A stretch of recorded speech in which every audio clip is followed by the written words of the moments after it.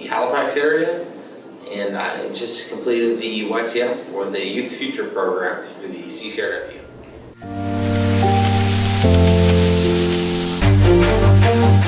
So shortly after I turned 20, I was actually diagnosed with cancer, and I beat cancer. It was still around, but I lost a portion of my vision.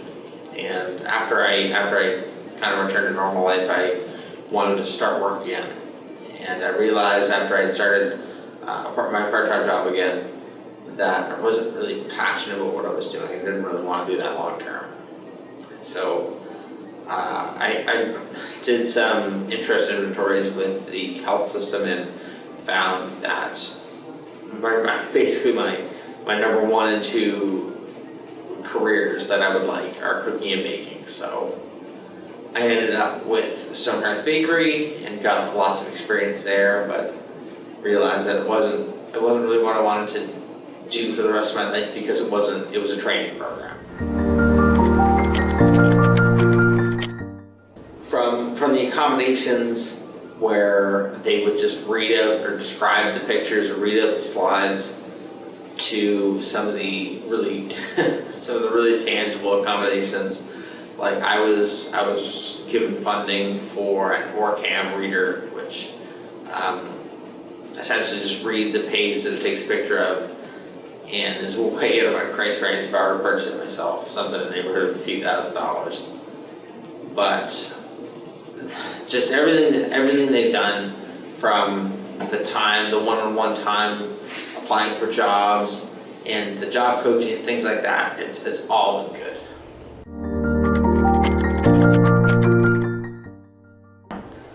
Currently, I'm working with Sobeys in the bakery. Sobeys is a grocery store in Nova Scotia and the Atlantic provinces. Been working there for a few weeks now.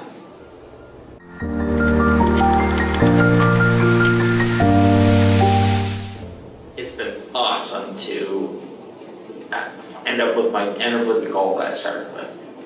That initially, when I wanted to get into culinary, every culinary school in the country, for liability reasons, said no. And from all the things that I've done to get there, it's been really satisfying to be in a place that values me and really is something that I like doing.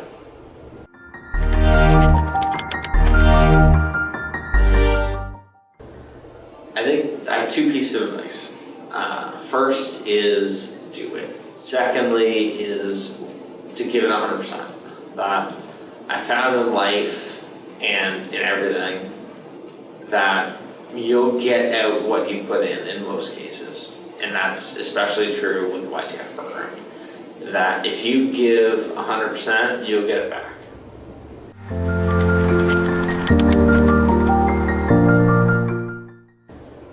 I think people who are afraid or are a little hesitant of asking for accommodations in a workplace, I think that if your employer is worth its salt, that they should be able to accommodate a simple request. Like some of the accommodations I received at Sobeys were large print, labels, things like that, and just organizational systems. None of that is overly costly, but for a lot of employers, it might have been something that would have prevented me from getting the job. But I think for people who want to ask for accommodations, that if they're going to be comfortable in a workplace, then that should be in place.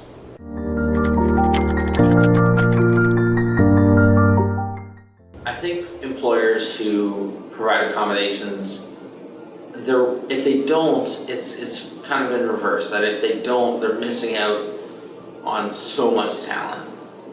That I remember I heard from the lady who was training me at Sobeys that initially after I was interviewed, the manager of the bakery came down and said, I think we're going to hire somebody who's visually impaired.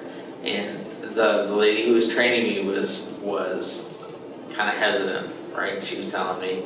And I think if people are too afraid to take that step, then they're gonna miss out on a whole lot of good talent. Because later on during my training, that same assistant manager who was a little nervous about hiring somebody who's visually impaired, also said that I was awesome for the job. And I think if people don't hire inclusively, they're missing out on a whole lot of talent.